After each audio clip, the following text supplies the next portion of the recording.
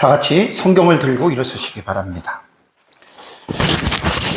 공독해 드릴 하나님의 말씀은 창세기 34장 25절에서 31절 말씀까지를 제가 공독해 드리겠습니다. 이것은 하나님의 말씀입니다. 제3일에 아직 그들이 아파할 때에 야곱의 두 아들 디나의 오라버니 시므온과 레위가 각기 칼을 가지고 가서 몰래 그 성읍을 기습하여 그 모든 남자를 죽이고 칼로 하몰과 그의 아들 세겜을 죽이고 디나를 세겜의 집에서 데려오고 야곱의 여러 아들이 그 시체 있는 성읍으로 가서 노락하였으니 이는 그들이 그들의 누이를 더럽힌 까닭이라. 그들이 양과 소와 나귀와 그 성읍에 있는 것과 들에 있는 것과 그들의 모든 재물을 빼앗으며 그들의 자녀와 그들의 아내들을 사로잡고 집 속의 물건을 다 노략한지라. 야곱이 시므온과 레위에게 이르되 너희가 내게 화를 끼쳐 나로 하여금 이 땅의 주민 곧 가나안 족속과 브리스 족속에게 악취를 내게 하였도다. 나는 수가 적은즉 그들이 모여 나를 치고 나를 죽이리니 그러면 나와 내 집이 멸망하리라. 그들이 이르되 그가 우리 누이를 창녀같이 대우함이 옳으니이까. 아멘. 네, 앉으시기 바랍니다. 오전 예배 말씀을 드린 것은 하몰과 세겜의 타락한 그 리더십이 결국은 그 성에 있는 그 부족이 졸지에 이제 몰살을 하는. 오늘 지금 읽은 내용이 이제 34절의 마지막 부분입니다.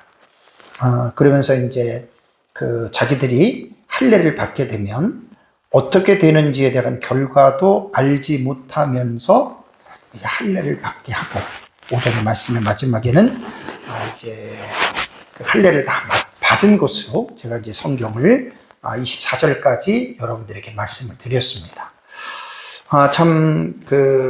오전에 제가 한 15분 정도 적용에 대한 부분을 제가 좀 따로 시간을 내서 거의 제가 적용을 그렇게 오래 안 하는데 오전 예배 때에는 적용을 조금 길게 했습니다. 어떤 부분에 적용을 했냐면 지도자, 리더자의 지도력, 리더십이죠.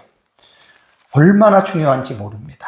그래서 제가 이제 적용 위주의 설교를 하면 본문은 간단하게 다루고 적용을 많이 하는데 제 설교는 적용을 많이 안 하고 본문의 해석을 거의 7, 80%를 저는 에너지를 거기다가 투자를 합니다. 그러다 보니까 이제 적용이 아무래도 일반적으로 많이 하는 분들에 비해서는 좀 적용은 적지만, 그러나 본문을 깊이 있게 주의하다 보면 적용은 본문에서 나오게 되어져 있어요. 그래서 이제 오전 같은 경우는 제가 특별히 지도자 한 사람 때문에, 세겜 한 사람 때문에 세겜의 부족이 완전히 몰살당하는.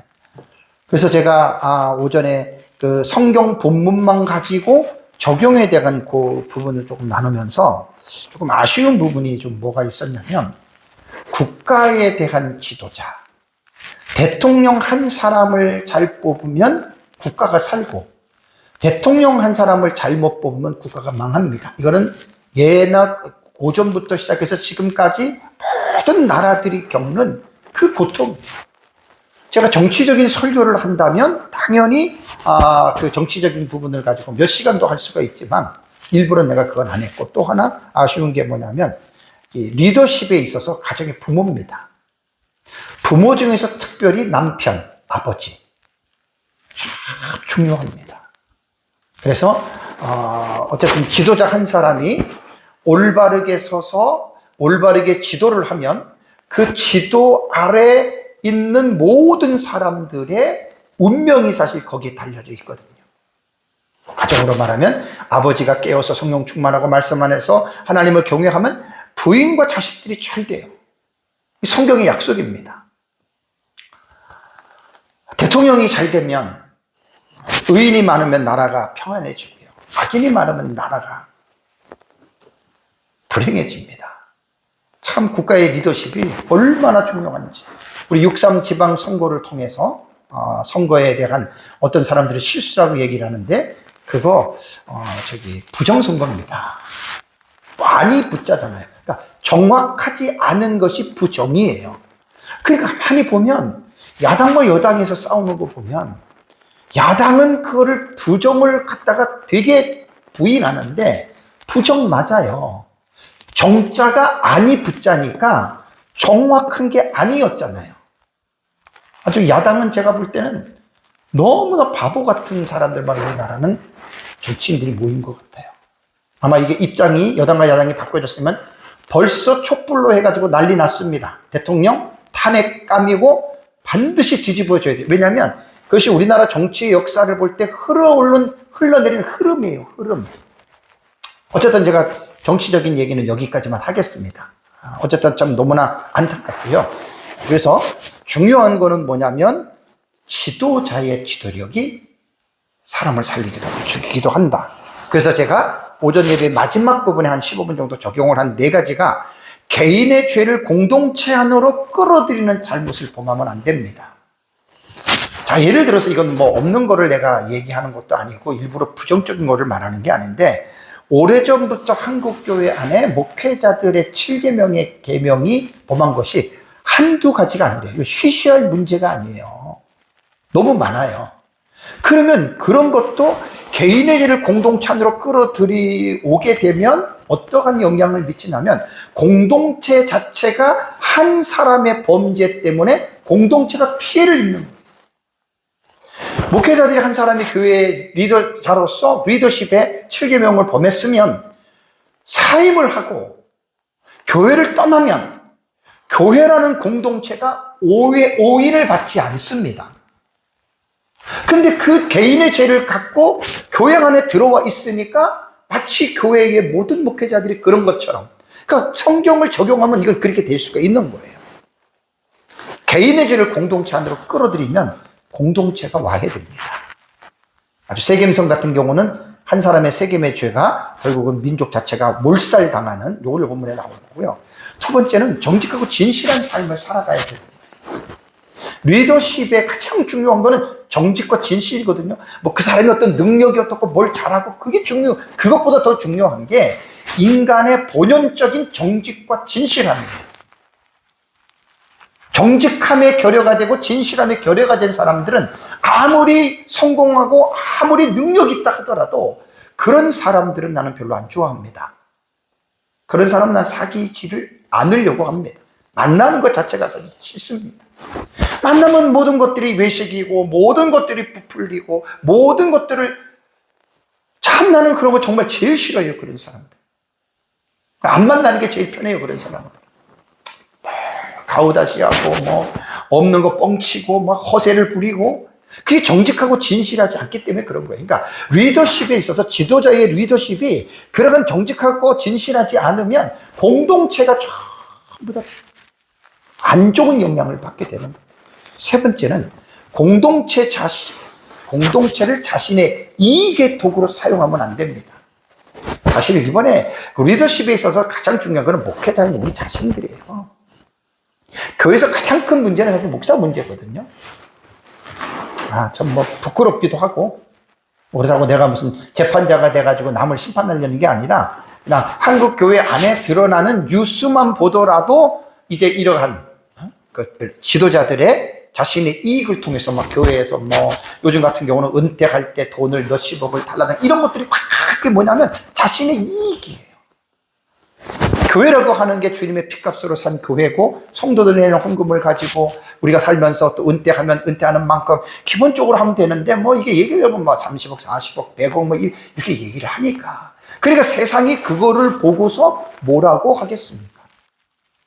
목회자들이 성도들에게 하나님 앞에 헌신하고 충성하고 하나님 앞에 다 드려도 이렇게 얘기를 해놓고 자기 거를 그렇게 챙긴다면 이건 이율배반적이잖아요. 언어 도단이잖아요. 그러니까 그러한 리더십에 대한 문제가 그렇게 되면은 그게 공동체 안으로 들어오니까 공동체 자체가 다른 사람이 볼 때 교회는 개독교야 이렇게 말하는 거예요. 리얼하게 말해볼까요? 개 같은 종교야. 여러분 기독교가 개 같은 종교입니까? 분노하셔야 돼요. 거룩한 종교잖아요. 기독교는 거룩. 그 거룩함이 상실이 된 게 어제 오늘의 일이 아니고 계속해서 이런 일이 막 뉴스에 보면 어느 교 이러니까 그게 전부 다 리더십에 대한 문제고, 그것을 통해서 결국은 공동체가 문제가 생기고 와해가 됩니다. 마지막 네 번째 제가 말씀드린 거는 경제적 탐욕으로 공동체를 미혹시키면 안 됩니다. 다 세겜의 한 일을 그대로 제가 네 가지를 본문을 가지고 온 거예요. 특히 교회 안에 설교자들의 기복주의 설교는 교회가 완전히 미신적인 종교로, 샤머니즘과 비슷한 종교로 교회가 흘러갑니다. 복 받으려고. 자, 여기까지 제가 오전 예배 때 말씀드린 거고, 이제 조금 전에 봉독한 내용은, 이어지는 내용은 본장의 가장 폭력적인 내용입니다. 가장 폭력적인 내용. 제가 제목을 시므온과 레위가 세겜성에 대한 무차별적 보복입니다. 이것저것 가리지 않고 무조건 보복합니다. 이걸 우리는 어떻게 봐야 될까? 상당히 중요한 질문입니다. 이 부분에 대해서 오늘 25절에서 31절의 내용의 말씀을 가지고 여러분과 함께 은혜를 나누겠습니다. 이어지는 25절의 말씀을 제가 주의하겠습니다. 제3일이라고 하는 시간적인 표현이 나옵니다. 제3일에 아직 그들이 아파할 때에 그랬잖아요.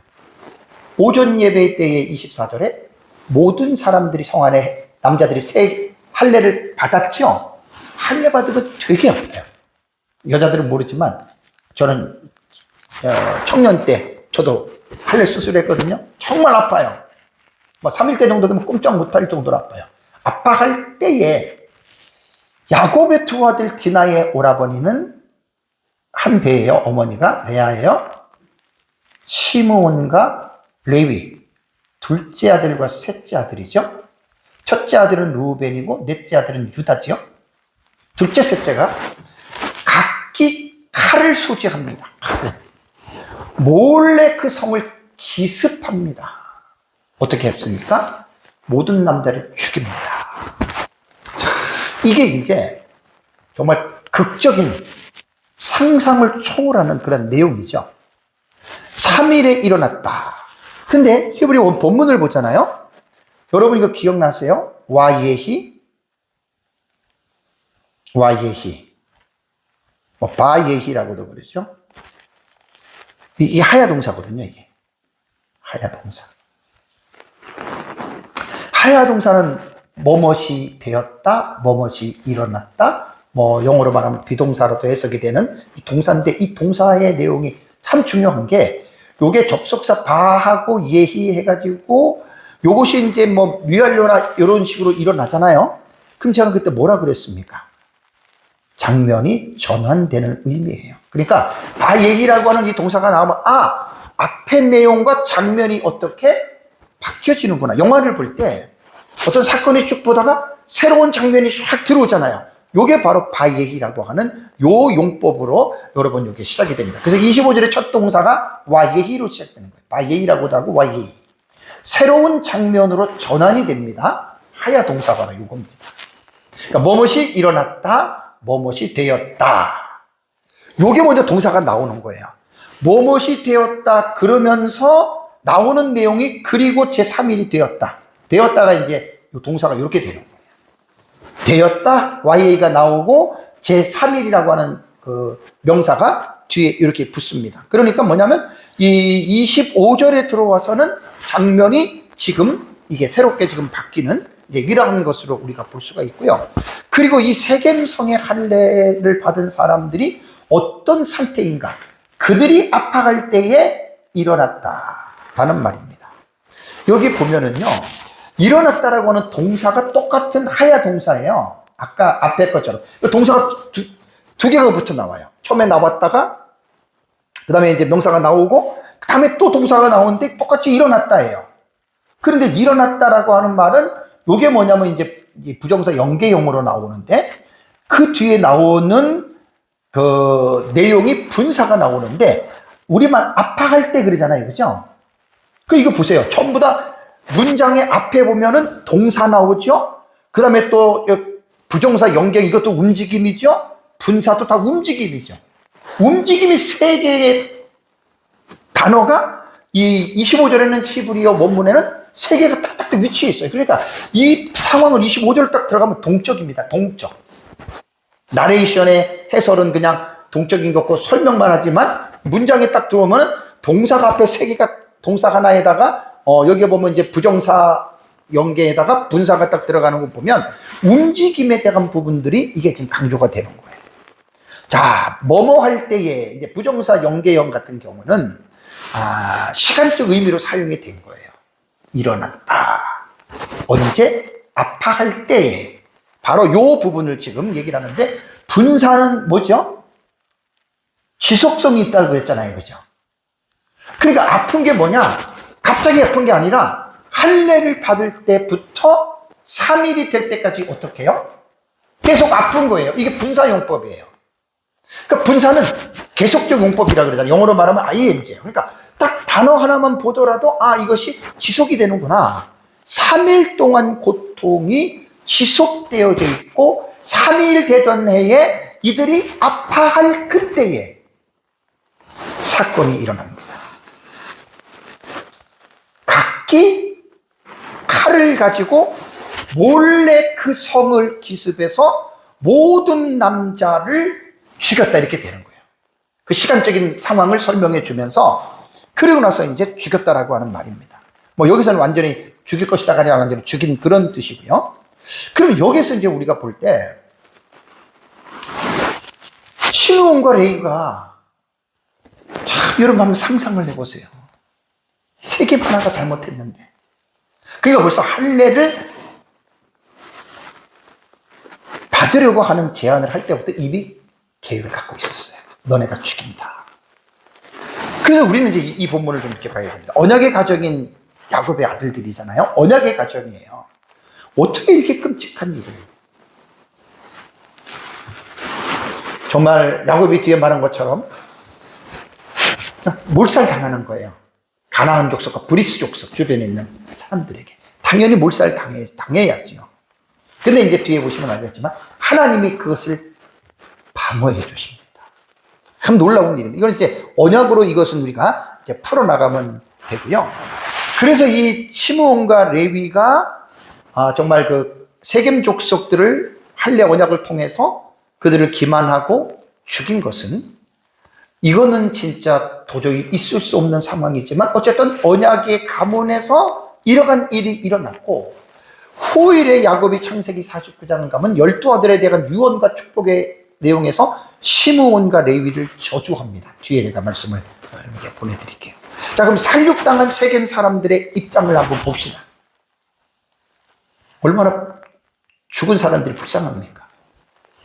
추장인 세겜과 그 아버지 하몰의 말을 듣고 할례만 받으면 자기들에게 좋을 줄 알았는데 야곱의 재산이 다 자기들에게 분배가 되고 그럴 줄 알았는데 그야말로 청천하늘에 갑자기 날벼락이 친 거잖아요.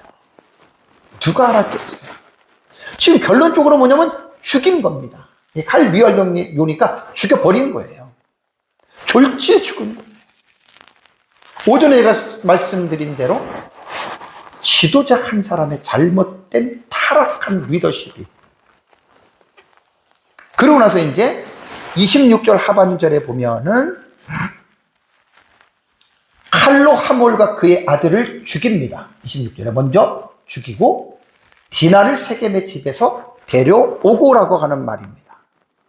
여기 히브리어를 보면은요, 본문에는 어떻게 나오냐면은 동사 앞에 목적어가 나와요. 그러니까 원래 동사가 나오고 주어가 나오고 목적어가 나와야 되잖아요. 그죠?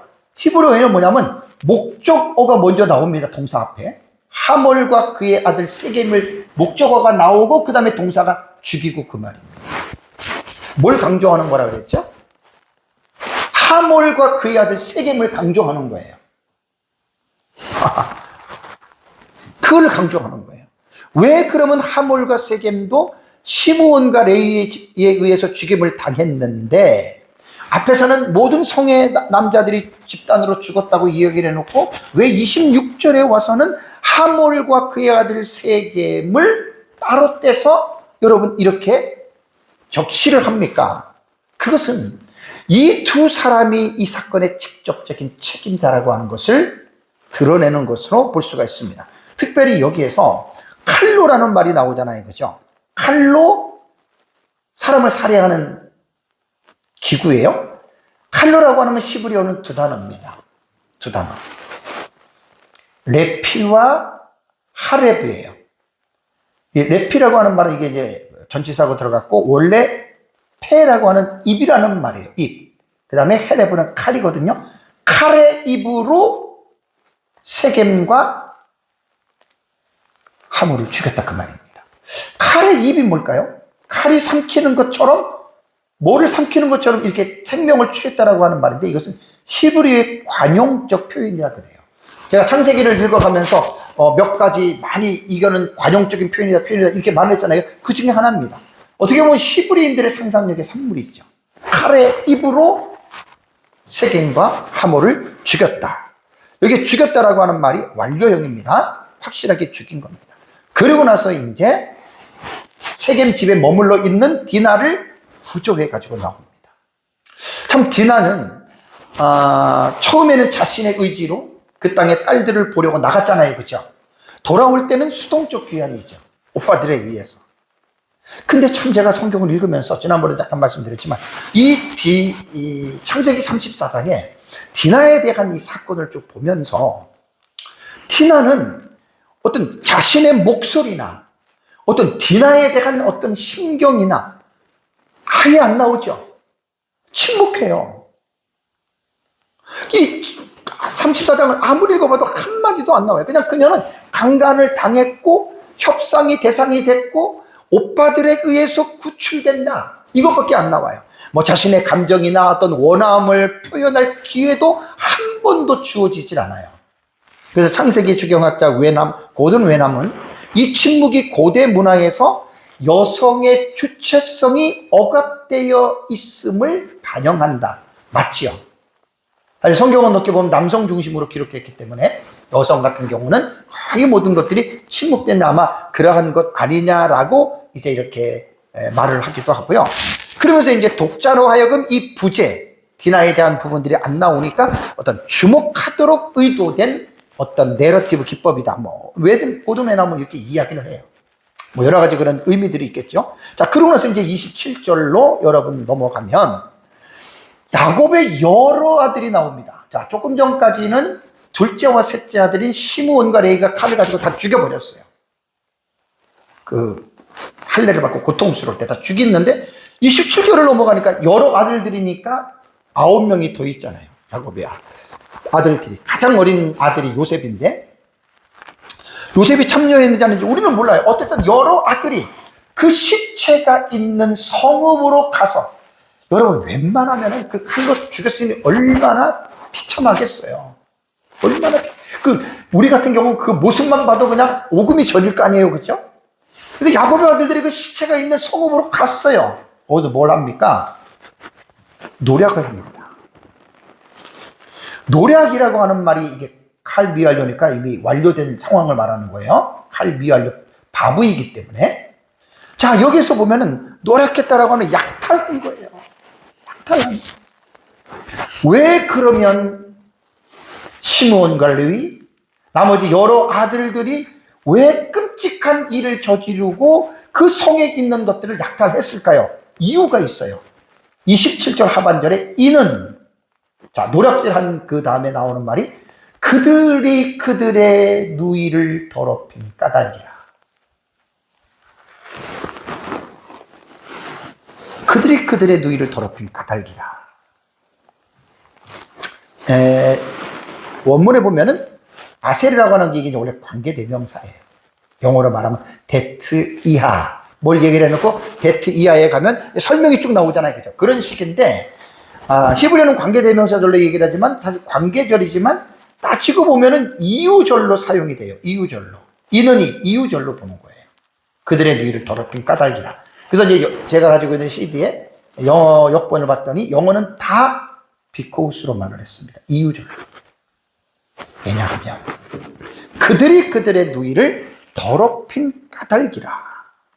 여기서 우리가 이제 이 사건을 볼 때 세겜이라고 한 주장이 디나를 1대1로 성폭행을 한 거잖아요. 지지난주 제가 여러분들에게 이 본문을 성폭행에 대한 설교를 하면서 참 이게 정말 우리가 올바르게 인식을 가져야 됩니다. 개인의 피해는 말할 것도 없고요. 가족들이 당하는 그 고통도 무시할 수 없습니다.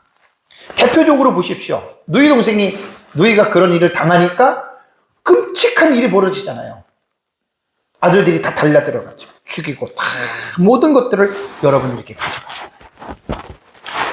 아무리 큰 일이고 아무리 분노가 났다 하더라도 사실 이거는 누가 봐도 도의 지나친 면입니다.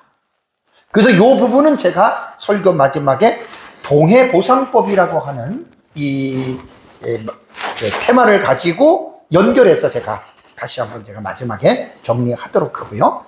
그러고 나서 이제 야곱의 아들들이 무엇을 노력을 했느냐? 그들이 약탈한 목록을 보면은요, 28절에 그들이 양과 소와 나귀와 성읍에 있는 것과 들에 있는 것과 그들의 모든 재물을 어떻게 빼앗았죠? 그리고 그들의 자녀와 그들의 아내들, 처자까지 사로잡고 집안에 있는 물건을 다 약탈합니다. 그러니까 약탈한 목록을 보면 양떼, 소떼, 나귀들, 성읍의 모든 것, 들판의 모든 것, 모든 재물, 어린이와 아내들. 여러분 이 어떻게 생각하십니까? 여러분? 취하였다라고 하는 말, 히브리 원문에 보면 라카흐라고 하는 이 완료형을 썼어요. 이미 다 약탈한 거예요. 다 이것들을 전부 다 빼앗은 거예요. 그리고 사로잡고도 다 뭐 이런 식으로 이 본문이 그런 식으로 됩니다. 그래서 여기에 보면은 너무나 끔찍하죠. 너무나 끔찍하죠. 그래서 이제 이 사건을 존 칼빈은 본문을 다루면서 무슨 얘기를 했냐면 야곱의 아들들이 할례를 이용한 것은 가장 거룩한 신성한 표징을 모독한 행위다. 할례에 대해서 제가 그때 말씀을 드렸어요. 성경신학자 게할더스 보스라고 하는 사람은 아들들의 칼은 하나님의 정의를 세우는 도구가 아니라 인간적인 분노를 종교적 형식으로 포장한 행위다. 할례라고 하는 종교적 용어. 메투엘리는 죄는 언제나 부끄러운 결말을 낳는다고 강조하면서 인간의 혈기로 행한 복수는 결국 하나님의 언약을 더럽히고, 이게 문제가 됩니다. 하나님의 언약을 더럽히고 야곱 가문을 가나안 땅에서 위험에 빠뜨리는 결과를 초래했다라고 말을 했고, 클라인이라고 하는 학자는 이 학살을 단순히 형사적 정의의 집행으로 볼 수가 없다라고 말을 합니다. 왜냐하면 시므온과 레위는 사법적 권한이 없어요. 하나님의 명령이 없어요. 이거는 개인적인 복수이고 하나님의 심판이 아닙니다. 나중에 뒤에 이제 말씀드리겠지만 신약 성경을 보면 심판은 누구에게 맡겨라? 하나님께 맡기라고 했는데 이게 인간의 보복이잖아요. 그 브루그만이라고 하는 학자는 더 나아가서 언약 공동체가 비언약적 방식으로 행동했을 때, 하나님의 뜻에 거역했을 때에는 어떤 참화가 오는가를 보여주는 경고다라고 이렇게 말을 했습니다. 그래서 제가 이제 이 본문을 쭉 연구를 하면서 도에 지나치고 정말 잘못됐고 우리가 다 이렇게 보지만 한편으로는요, 무조건 그들의 잘못만은 꾸짖을 수가 없습니다. 왜 그런지 아세요? 지금 야곱에게는 야곱의 아버지 이삭과 할아버지 아브라함이 있잖아요. 그 아브라함의 언약이 야곱에게까지 내려왔잖아요. 쭉 모든 것들을 연결선상에서 우리는 봐야 됩니다. 아브라함의 언약부터. 그러면 창세기 12장 3절에 하나님께서 아브라함과 언약을 맺을 때 너를 축복하는 자에게 내가 복을 내리고 너를 저주하는 자에게 내가 저주하리라 그랬잖아요. 이 말씀은 그러면 어떻게 우리가 해석을 해야 돼요?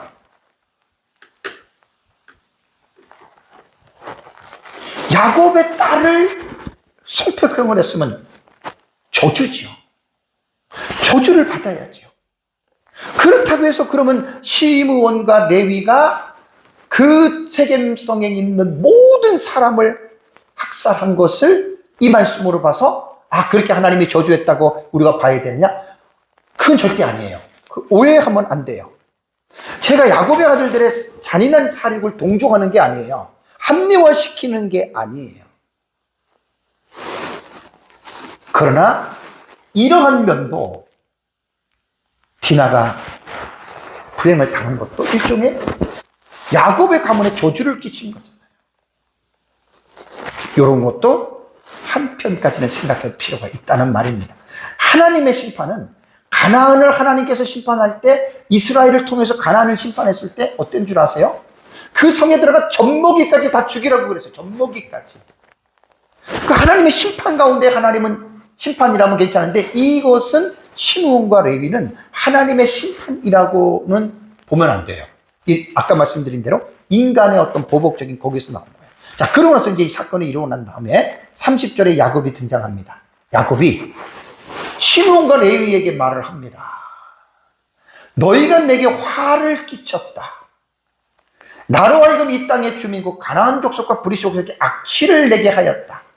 나는 수가 적은즉 그들이 모여 나를 치고 나를 죽이리니 그러면 나와 내 집이 멸망하리라. 30절은요 7개 절로 사실은 원문으로 보면 딱딱 구분이 돼요. 이제 우리말은 이제 원문의 구문론이 다르기 때문에 조금 설명하기가 이렇게 왔다 갔다 해야 되니까 그냥 히브리어를 중심으로 제가 7개를 한번 구문을 나눠서 말씀드리겠습니다.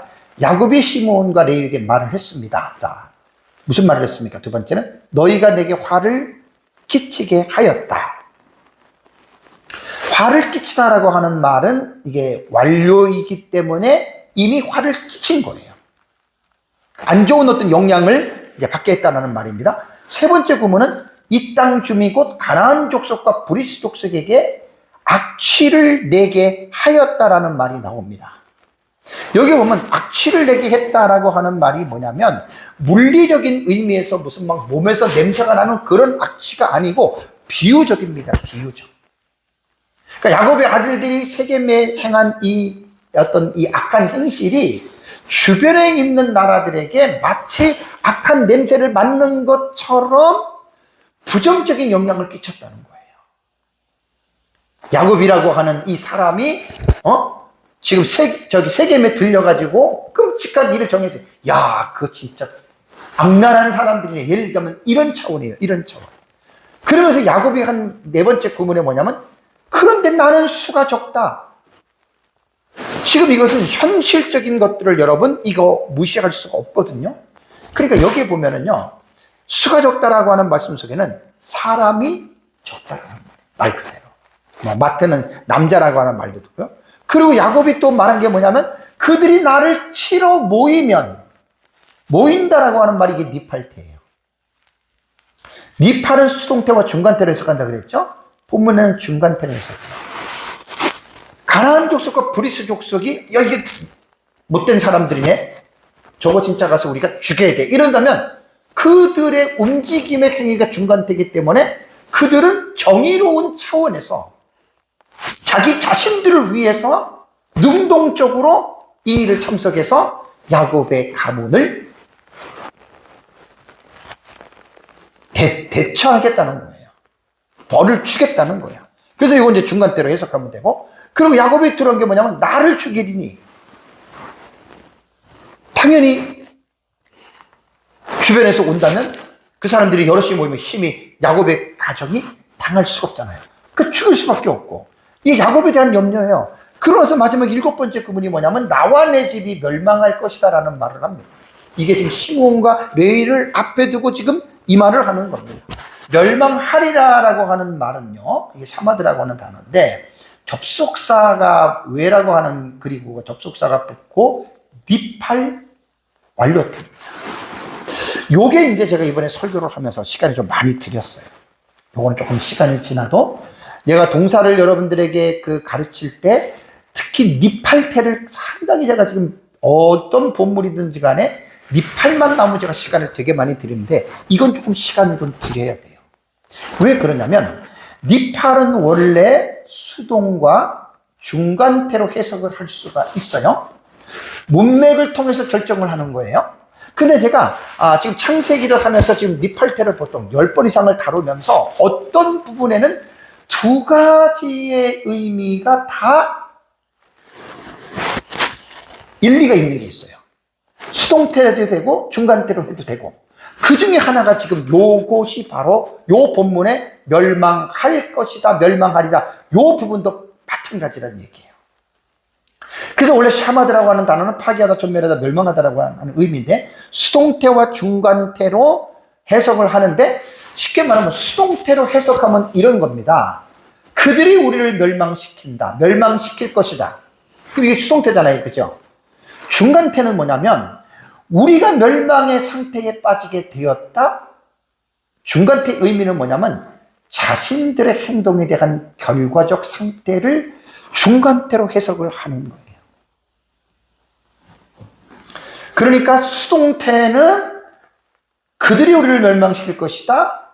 중간태는 우리를 멸망시키지만 그 멸망의 원인이 우리의 잘못이라는 결과적 상태. 수동태는 가해자를 강조하고 중간태는 결과적 상태를 강조합니다. 이 본문을 갖다 제가 이렇게 보면서 두 개가 다 합리적으로 쓸 수 있어요. 그래서 요걸 제가 한번 도표를 만들어 봤어요. 수동태로 해석을 하면 번역은 이렇게 해야 됩니다. 멸망당할 것이다. 이래야지 수동태가 이제, 우리말은 나중에 뒤에서 말씀드린 수동태로 번역된 게 아니에요. 그렇게 볼 수도 있고 아닐 수도 있어요. 중간태 해석은 멸망하게 될 것이다, 멸망하리라. 이건 중간태 해석이거든요. 수동태의 강조점은 외부에서 들어와서 멸망하는 거고, 중간태는 멸망 상태로 들어와 있는 거예요. 그래서 원인은 가나안 족속이 외부에서 공격을 하고, 중간태는 그들이 공격을 하지만 자신들의 행동이 처리한 결과다. 참 이게 미묘한 거예요. 중간태와 그 수동태의 의미가.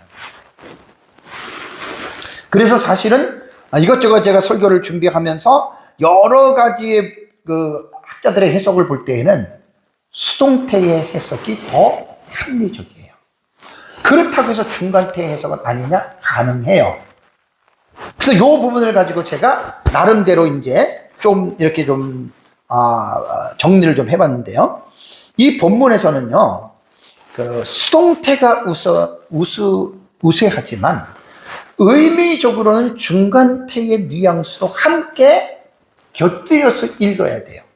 그럼 여러분 그게 가능할까요? 수동태와 중간태를 같이 곁들여가지고 이것을 이해할 수 있을까요? 가능해요. 충분히 가능합니다. 자, 우선 한국어 우리가 보는 개정개혁 있죠? 개정개혁은 뭐라고 번역했습니까? 멸망하리라. 무슨 태지요, 저거는? 아까 말씀드린 수동태는 당할 것이다잖아요. 그죠? 그럼 이거는 수동태로 보기가 애매하잖아요. 그죠? 그리고 이것도 수동태로 또 볼 수가 있어요. 가나안 족속에서 우리가 멸망당하니까. 그러니까 이거는 뭐냐면 우리말의 개역 개정은 수동태와 중간태의 양면의 해석이 가능한 해석이에요. 다 특이해요.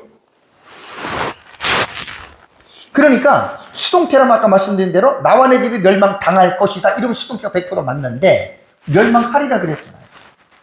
그래서 개정개혁의 번역은 누군가에게 멸망당한다는 수동적 의미도 가능하고 자신들의 잘못으로 인해서 멸망당하는 상태에 이른다는 중간태 해석도 가능하다라고 하는 말입니다.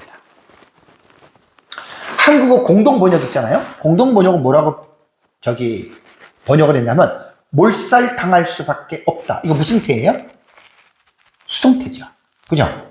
몰살당할 수밖에 없다. 이건 수동태예요. 그리고 제가 설교를 준비하면서 다른 언어들도 봤더니 맞소라 사본, 우리가 보는 이제 이 한국어 번역이 맞소라 사본에서 MT라 그러거든요. 맞소라 사본에서 번역을 했는데 이것도 수동 중간으로 다 볼 수 있고, 또 70인역도 헬라어도 들어가 봤더니 수동이나 중간태로 읽을 수 있게끔 그 단어가 그렇고요. 아람어 성경 이페알이라고 하는, 이트페이라고 하는, 여러분 이것은 내가 이제 봤더니 수동과 중간태인데 특별히 중간태의 의미가 또 아람어 성경에 강해요.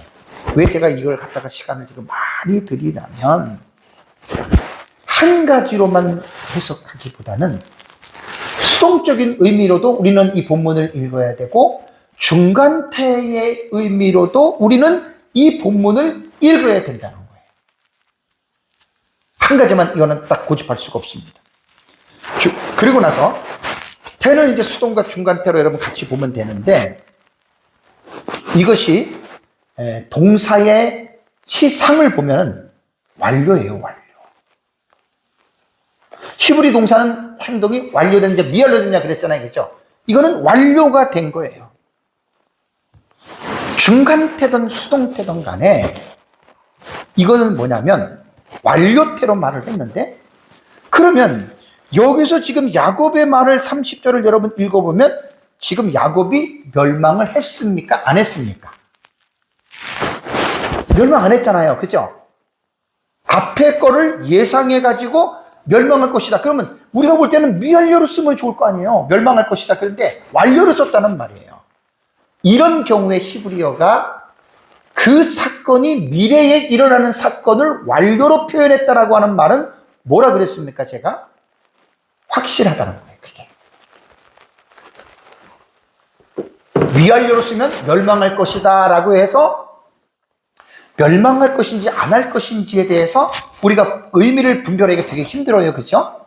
근데 사건상으로 볼 때는 미래에 일어날 사건인데 완료로 표현한 것은 확실하게 그렇게 일어난다, 그거예요. 그러니까 이것만을 통해서 우리가 느낄 수가 있냐면, 야곱이 말한 것이 왜 이것이 완료태로 얘기를 했냐면, 야곱의 심리 상태가 그만큼 절망적인 상태라는 거예요. 이제 죽었어. 이제 죽을 수밖에 없어. 사실 우리가 제3대 입장에서 볼 때도 죽을 수밖에 없죠. 주변에 세겜 족속과 가까이 살았던 옆에 있는 가나안 족속과 브리스 족속이 여러분 그거 알고 가만히 있겠어요? 야곱의 가족은 섰습니다. 이제 다음 주에 이제 그 35장에 들어가서 하나님께서 이제 사면 고울들로 하여금 두려워하게 만들어서 못 죽이게 만들어요. 그거는 하나님의 특별 섭리입니다. 스페셜 프로비던스예요. 제너럴이 일반적인 것이 아니고 하나님의 특별한 섭리입니다. 그래서 완료태라고 하는 말이 그런 거예요. 확실하다. 우리 멸망당한다. 야곱의 심리가 얼마나 절망적인지 우리는 이 단어를 분석을 통해서 충분히 우리는 그것을 뉘앙스를 읽을 수가 있습니다. 자, 우리는 이 사실에 있어서 시므온과 레위의 잔혹한 살육과 야곱의 아들들의 약탈에 대해서 그들의 행위가 과연 정당했는지 우리는 한번 생각해 봐야 됩니다. 정당했습니까? 정당하지 못했습니까? 시므온과 레위의 행동은 정의로운 분노였습니까? 아니면 과도한 복수였습니까? 창세기 야곱은 30절에 시므온과 레위를 꾸짖었어요. 이건 뭐냐면 야곱 자신도 너희들이 하는 것이 옳지 않았다. 그 말은 아예 복수 자체가 잘못됐다는 말은 아니지만 보복이 엄청났잖아요. 그래서 야곱이 시므온과 레위를 꾸짖고요. 훗날에 창세기 49장 5절과 7절에 두 지파를 자손들을 쭉 유언하면서 예언적인 그 유언을 하잖아요, 그죠? 그때 보면은 시므온과 레위는 형제요. 그들의 칼은 폭력의 도구로다. 그들이 그들의 분노대로 사람을 죽이고 그들의 혈기대로 소의 발목을 힘줄 끊었습니다. 세겜성에서 한 걸 말하는 거예요. 아마 야곱이 때 죽기 전이니까 145세죠? 8인가요? 그러면 이때 하고 보면 한 40년 정도가 지난 이후에 야곱이 죽기 전에 그 노여움이 혹독하니 저주를 받을 것이요. 시므온과 레위 저주를 받을 것이요. 분기가 맹렬하니 저주를 받을 것이요. 너희는 내가 그들 야곱 중에서 나누며 이스라엘 중 흩대. 하나님의 예언적인 의미예요. 그러니까 시므온과 레위가 한 행동들은 야곱도 의롭다고 보지 않은 거예요. 어느 누가 봐도 잘했다고는 우리가 말을 할 수는 없다라는 말입니다. 이 말에 31절에 시므온과 레위가 아버지에게 한방 말을 옮깁니다. 그들이 이르되 뭐라고 말을 합니까? 그가 세겜이 우리 누이를 창녀같이 대우함이 옳으니까 라는 말을 합니다. 그러니까 31절은 창세기 34장의 전체를 닫는, 마무리하는 마지막 발언이에요. 34장에서 가장 강렬하고 논쟁적인 마지막 대화 중에 하나입니다. 여기서 시므온과 레위는 수사 의문문으로 이 본문을 말을 하는 거예요. 의문문은 여기 뭐 하라고 하는, 히브리어는 하라고 하는 것이 앞에 붙어요. 단어 앞에. 수사 의문문이라 그래요. 옳으니까 이렇게 지금 말을 하는 거예요. 우리 누이를 창녀같이 대하는 것이 옳으니까 라고 하는 말입니다. 이게 뭐냐면 전치사고요. 의문사고, 요게 전치사예요. 뭐뭐 같이. 그 다음에 여기에 보면은 조나라고 하는 단어, 자나라고 하는 단어거든요. 원형이. 요게 이제 창녀라고 하는 요 단어, 요 창녀라는 단어에서 이거는 like 같이, 창녀 같이 옳으니까 요게 이제 수사 의문문이란 말이에요. 여기 보면 야쉐라고 하는 이 단어는 아사예요. 아사, 행하다. 그러니까 그들이 그 뒤에 보면 이제 우리 누이가 나오거든요. 우리 누이를 창녀같이 행하는 것이 옳으냐? 의문사까지 이렇게 들립니다. 사실 여러분 보세요. 창녀라고 하는 이 단어는요, 히브리 성경에서 그 시대 보면 사회적으로 강한 부정적인 의미로 사용된 단어 중에 하나입니다. 왜 야곱의 아들들이 시므온과 레위가 칼을 차고 죽이고, 왜 아들들이 분노해서 성 안의 남자들의 죽인 그 재물을 약탈하고 왜 그들을 그렇게 했느냐? 이것 때문에 그런 거예요. 왜 우리 누이를 창녀처럼 대하느냐? 그게 이제 마지막 시므온과 레위가 아버지에게 이 말을 한 방 탁 던진 거예요. 그러고 나서 이제 그 이후로 그 말에 대한 답변이나 이런 것들은 나오질 않습니다. 자, 이제 설교를 마지막으로 이제 가면서 제가 정리를 한번 해볼게요. 야곱의 아들들이 행한 행위에 대한 이해가 우리는 필요합니다. 야곱의 아들들은 디나가 당한 수치를 결코 가볍게 여기지 않았습니다. 아주 크게 여겼어요. 자신들의 누이의 명예를 짓밟은 세겜에 대해서 당연히 인간이기 때문에 분노가 생겨야죠. 근데 그 분노가 표현되는 방식을 볼 때는 한 사람만 그런 것이 아니라 아예 부족 자체에 씨를 말리는 잔인한 사륙과 약탈과 처자를 포로로 잡는 이러한 일을 행했다는 거예요.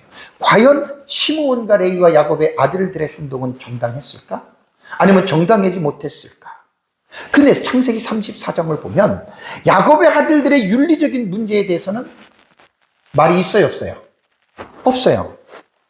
성경이 함구하고 있어요.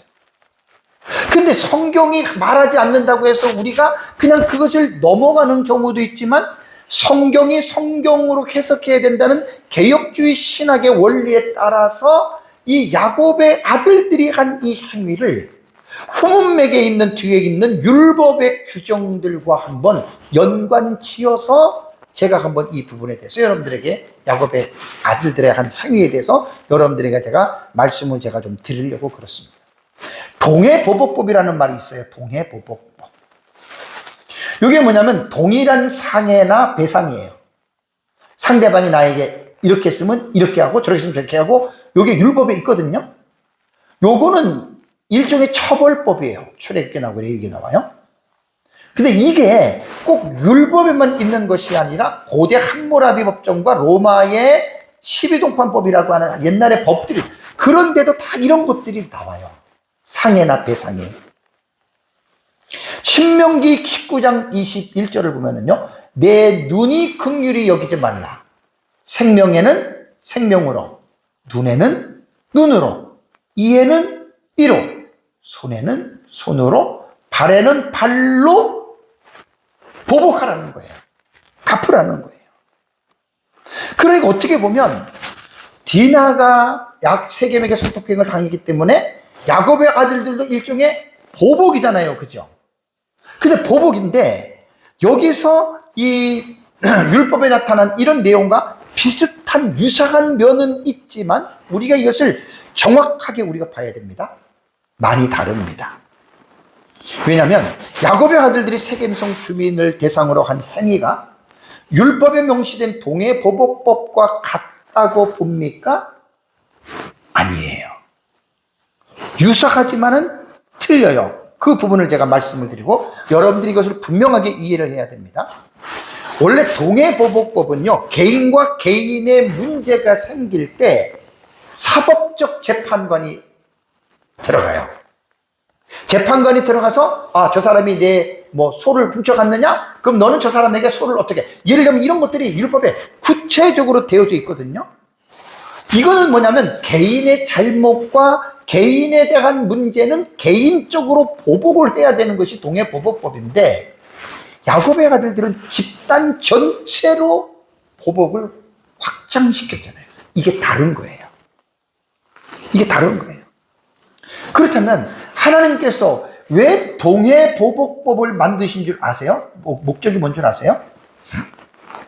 왜 하나님이 율법에다가 동해보복법을 집어넣냐면 범법자에 대한 규제를 해야 됩니다.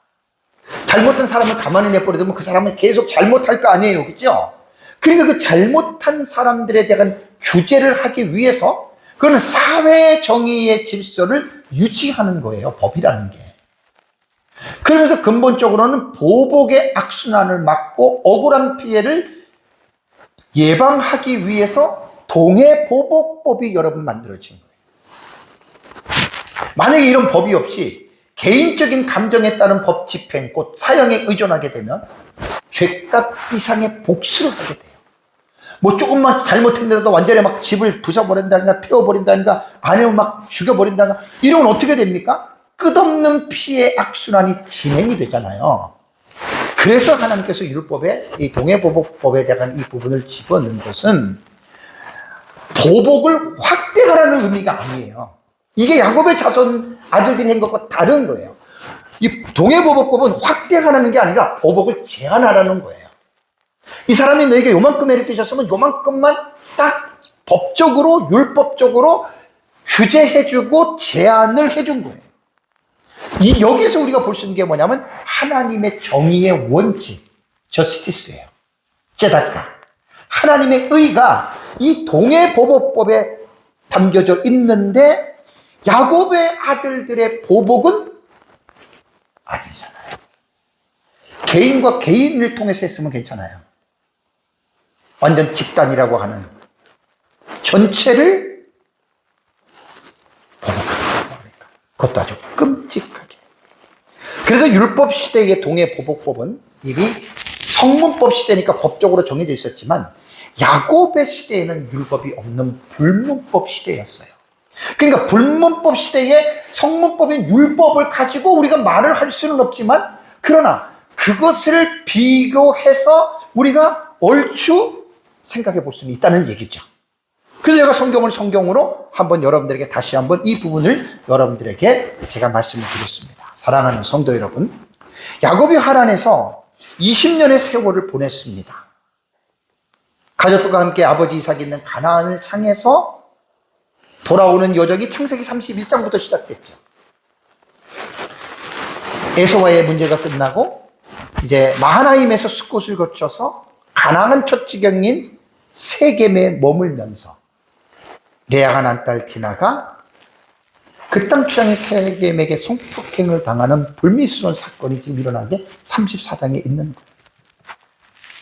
야곱의 아들들이 디나의 일로 인해서 보복을 강하는데 세겜 한 사람이 아닌 성 안의 모든 남자들을 살해하고 재물을 약탈하고 처자까지 사로잡는, 이거는 율법으로 볼 때도 있을 수 없는 거죠. 하나님이 이렇게 하셨다면 그건 하나님의 심판으로서 과정으로 볼 수 있는데 그건 아니에요. 하나님의 심판이 아니라 자기들의 인간적인 보복, 감정으로 지금 엄청난 이 야만스러운 행동을 한 겁니다.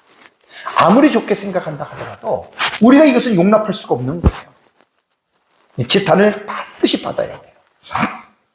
마지막 제가 정리하는 것은 제 설교가 지금 하나님 나라 시리즈 설교잖아요. 하나님 나라의 사상과 관점으로 이 사건을 보면 야곱의 아들들이 디나의 사건에 대해서 분노하고 대응하는 것은 우리가 틀렸다고는 볼 수는 없습니다. 그러나 이들이 그 분노를 표출하는, 대응하는 방식을 볼 때 할례라고 하는 하나님의 거룩한 언약인 할례의 의식을 기만적으로 사용해서 성읍 전체를 대상으로 저지른 만행은 도저히 있을 수가 없는 일입니다. 언약의 가문이라고 해도 또 하나 여기서 우리가 생각해요. 어떻게 언약의 가문이 이럴 수가 있어? 우리는 그러죠. 응? 하나님의 언약의 가문인데 어떻게 이런 끔찍한 일을 저지를 수 있어? 근데 여러분, 여기서 우리가 한 가지 생각해야 될 게 뭐냐면 완전한 가정은 하나도 없습니다. 언약의 가정이라고 완전하지 않아요. 완전함을 기대하면 안 되는 거예요. 그렇다고 제가 야곱의 아들들의 한 행동을 제가 합리화시키고 괜찮다고 말하는 것도 아닙니다. 분명한 것은 뭐냐면 언약의 가문이라 하더라도 완전하지 않기 때문에 그들이 성숙해가는 시간이 필요한데, 야곱은 계속 믿음이 하란에서 20년 동안 있으면서 믿음이 성장해 가는 거고, 자식들도 지금 믿음이 자라고 있는 과정이죠. 그러니까 믿음이 성숙한 단계는 아닙니다. 근데 여기서 놀라운 게 뭐냐면, 다음 주에 이제 제 설교인데, 창세기 35장을 보면, 완전히 야곱의 죽음의 위기에 벌벌 떨고 있는, 누가 봐도 이제는 야곱의 가정이 몰살을 당해야 할 차례예요. 하나님이 개입을 하세요. 야곱의 아들들 잘못했죠. 개입을 하셔서 주변의 고을들이 죽이려고 하는데 하나님이 그 사람들의 마음을 두렵게 만들어요. 두렵게. 그들이 공격을 못하게 만들어요. 이거는 무슨 힘이지요? 야곱 자식들이 어떤 선한 행위를 해서 의롭기 때문에 그렇게 한 것이 아니고 베리트예요. 하나님의 나의 언약. 베리트, 언약. 커버넌트예요. 하나님이 아브라함과 맺은 언약. 그 언약 때문에 언약의 후손들, 언약의 자식들이 넘어지고 쓰러지고 죄를 짓고 그렇게 되더라도 하나님은 그 언약을 이루시기 위해서 그들을 붙잡고 가신다고 하는, 이거는 정말 기가 막힌 거예요. 창세기에서 언약을 통해서 확실하게 우리는 이 사상을 우리는 이해를 해야 돼요. 그래야 오늘날 우리가 구원받은 우리가 다 완전하냐? 완전하지 않습니다. 누구든지 완전하지 않습니다. 우리도 넘어질 수도 있고 우리도 죄를 질 수 있는 연약하고 유약한 자들입니다.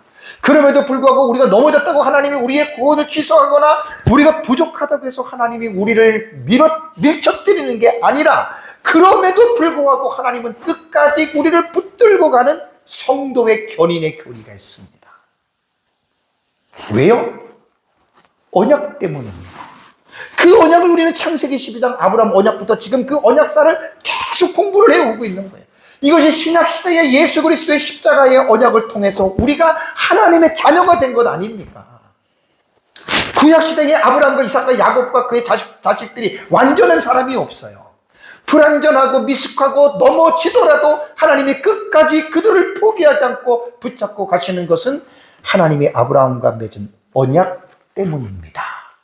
다시 우리에게 돌아오면 우리도 그와 같은 자들이지만 끝까지 하나님이 우리를 붙드는 것은 행위 때문에 붙드는 것이 아니고 십자가의 언약 때문에 하나님이 우리를 끝까지 놓지 아니하시고 붙들고 가신다는 겁니다. 마지막으로 하나 제가 정리를 하면, 하나님의 나라의 사상과 관점으로 우리는 이 보복에 대한 가르침을 우리는 어떻게 이해를 해야 되느냐. 로마서 12장 19절에 사도 바울은 내 사랑하는 자들 너희가 친히 원수를 갚지 말고 하나님의 진노하심에 맡기라. 신약시대에는 맡기는 거예요. 하나님 앞에. 그 로마서 12장 21절에는 악에게 지지 말고 선으로 악을 이기라. 한글은 더 나가서 예수님 마태복음 5장 44절에 너희 원수를 사랑하며 너희를 박해하는 자들을 위하여 기도하라. 이게 예수님의 이 정신이, 이게 기가 막혀요. 보복하면 우리가 마음은 시원해서 끝난 것 같죠? 안 그래요. 원수는 하나님께 맡겨야 돼요. 내가 동해 보복법으로 내가 하려고 하면 안 돼요. 이게 신약시대 가르침이에요. 그러면서 그렇다면 그러면 상대방이 잘못하면 가만히 있고 당해야만 되느냐? No, 절대 아닙니다. 그래서 로마서 14장 4절에 보면은 그는 하나님의 사역자가 되어 악을 행하는 자에게 진노하신 봉헌, 그거 뭡니까? 국가의 권력입니다. 그래서 국가의 법을 그리스도인들이 존중을 해야 돼요. 인정을 해야 돼요. 물론 완전한 국가는 없지만. 그래서 오늘 시므온과 레위가 세겜성에서 무차별 보복으로는 어떻게 보아야 됩니까? 그걸 내가 이번 시간에 설명 줄 거예요. 마지막에 와서 우리는 신약적인 예수 그리스도의 정신으로 돌아가서 하나님 나라의 사상으로 돌아가면 일단 하나님께 맡기고, 그리고 범법자들에 대해서는 각 나라마다 국가의 권세를, 그래서 하나님이 국가를 주신 거예요. 칼빈주의 국가론이 그렇게 중요한 거예요. 우리는 악에게 지침하고 손으로 악을 이기고 원수를 사랑하면서 저와 여러분들이 이 세상을 살면서 우리가 겪는 그 어떠한 끔찍한 일이 있더라도 예수님이 말씀하신 이 마지막에 이 말씀을 잘 기억하시고 하나님께 맡기고 또 우리가 믿음으로 승리하는 삶을 살아가시기를 주님의 이름으로 축복합니다. 다 같이 함께 기도하겠습니다.